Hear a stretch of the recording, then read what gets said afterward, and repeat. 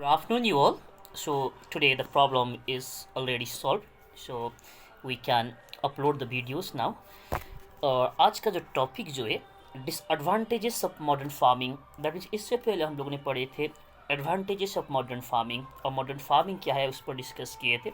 तो modern farming का advantages तो बहुत सारा है कि जैसे कि पंजाब हरियाणा और वेस्टर्न यूपी में प्रैक्टिस किया जाता है और प्रोडक्शन जिसके कारण बहुत बड़ा है, ये हम लोग ने डिस्कस किए।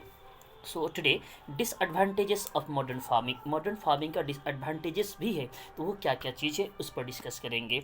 और उसी से रिलेटेड टॉपिक यहाँ पर है विल द लैंड सस्टेन बोल करके टॉपिक जो बुक में दे, विल द लैंड सस्टेन, तो वही टॉपिक को हम लोग दूसरा तरह से डिस्कस कर रहे हैं, डिसएडवांटेजेस ऑफ मॉडर्न फार्मिंग बोल करके। ठीक है, क्वेश्चन अराइज होता है what are the disadvantages of modern farming बोल करके। सो फर्स्ट ऑफ ऑल इसका डिसएडवांटेज यही है, soil has lost its natural fertility. Modern farming के कारण जो एक्सेस केमिकल फर्टिलाइजर का यूज़ होते हैं, जिसके कारण सोयल का अपना नेचुरल फर्टिलिटी जो है वो ऑटोमेटिकली वो नेचुरल फर्टिलिटी जो है कम होने लगते हैं। ठीक है, सो नेचुरल फर्टिलिटी लॉस कर जाता है सोयल, तो ये एक डिसएडवांटेज है। और इसी तरह से सेकेंड है due to over use of irrigation का ज़्यादा यूज़ होता है मॉडर्न फार्मिंग में। सो इरीगेशन का ज़्यादा यूज़ होने के कारण वाटर लेवल जो है डिक्रीज़ करने लगते हैं। ठीक है, वाटर लेवल डिक्रीज़ करने लगते हैं, ग्राउंड वाटर। सेकेंड डिसएडवांटेज ये होगा। थर्ड हुआ एक्सेस यूज ऑफ इरीगेशन का बहुत ज़्यादा यूज़ होने के कारण has also led to soil erosion, जिसके कारण जो है सोयल इरोसन होने का चांसेस भी ज़्यादा रहता है, तो ये भी हो गया डिसएडवांटेज थ्री। और fourth productivity of land in long run is reduced. That means अगर लॉन्ग रन में देखेंगे तो मॉडर्न फार्मिंग का डिसएडवांटेज ही है।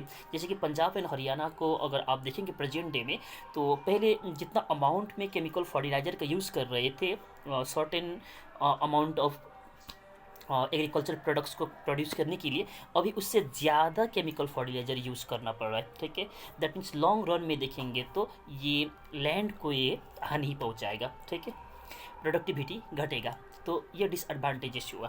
Okay, so next topic is how is land distributed between the farmers of Palampur. Okay, तो यहाँ पर certain first of all just you have to understand that in Palampur total overall 450 families are there ना, 450 families. So out of 450 150 families of the total population don't have land. 150 family का पास ज़मीन नहीं है। ठीक है, and mostly they are Dalit. Then number two, 240 families have less than 2 hectares of land.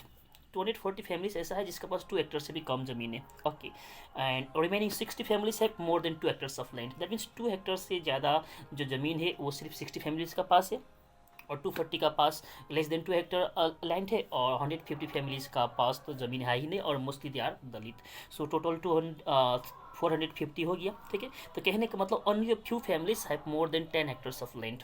ठीक है, 10 हेक्टर से ज़्यादा अगर लैंड होगा तो कुछ ही ऐसा फैमिली है जिनका पास more than 10 hectare of land है। So this is the land distribution of Palampur. Okay, this much for today, and tomorrow will discuss the next topic. Okay, thank you.